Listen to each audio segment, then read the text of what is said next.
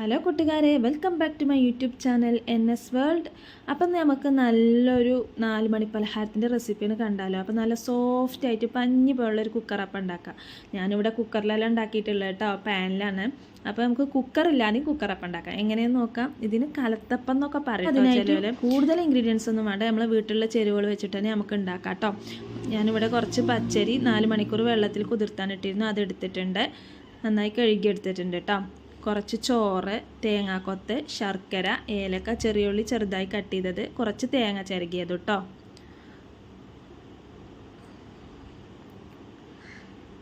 ഇനി നമുക്കിതെല്ലാം ഒന്ന് അരച്ചെടുക്കാം കേട്ടോ.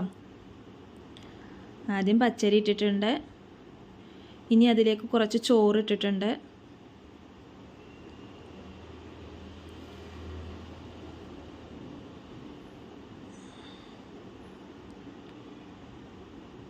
ഏലക്കായ ഇട്ടിട്ടുണ്ട്. കുറച്ച് ചെറിയ ജീരകം ഇട്ടിട്ടുണ്ട് കേട്ടോ.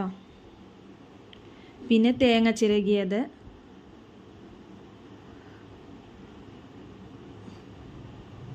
കുറച്ച് ഉപ്പ്,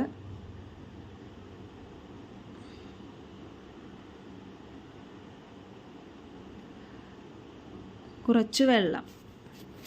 ഇനി നമുക്കത് നന്നായിട്ടൊന്ന് അരച്ചെടുക്കാം കേട്ടോ.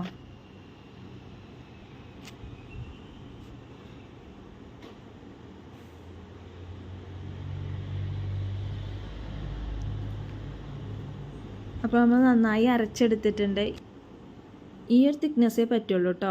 ഇനി നമുക്കതിലേക്ക് കുറച്ച് ശർക്കരപ്പാനി ഉണ്ടാക്കിയിട്ട് ഒഴിച്ചു കൊടുക്കാം കേട്ടോ. അപ്പോൾ ആ ചൂട് കൊടുക്കാൻ തന്നെ ഒഴിച്ചു കൊടുക്കണം കേട്ടോ. എന്നിട്ട് നന്നായി ഒന്ന് ഇളക്കണം.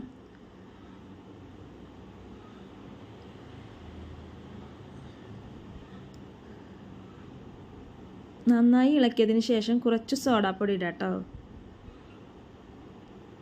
എന്നിട്ട് നന്നായി ഒന്നും കൂടി ഒന്ന് ഇളക്കുക.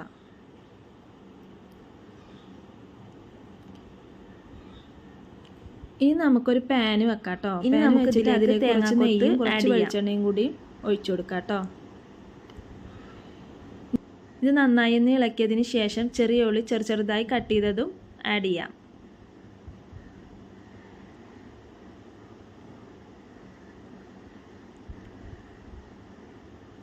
ഒരു ബ്രൗൺ കളറായതിന് ശേഷം ഇതിലേക്ക് നമുക്ക് ഉണ്ടാക്കി വെച്ച ബാറ്റർ ഒഴിച്ചു കൊടുക്കാം.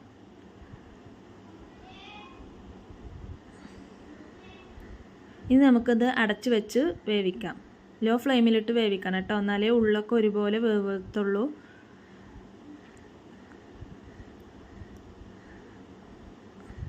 അപ്പം നമ്മുടെ കുക്കറപ്പം ഇവിടെ റെഡി ആയിട്ടുണ്ട്. കുക്കറില്ലാതെ കുക്കറപ്പം എങ്ങനെ ഉണ്ടാക്കാമെന്ന് മനസ്സിലായോ?